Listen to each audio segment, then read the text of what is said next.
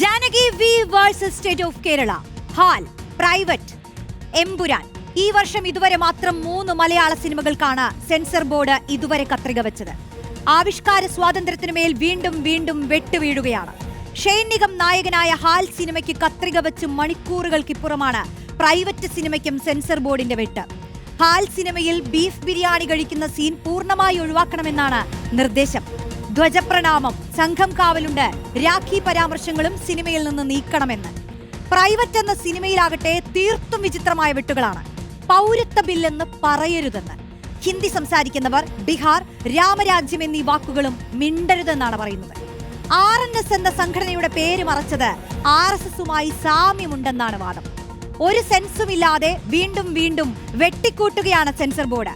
News bus ചർച്ച ചെയ്യുന്നു, വെട്ടി ഇതെങ്ങോട്ടാണ്?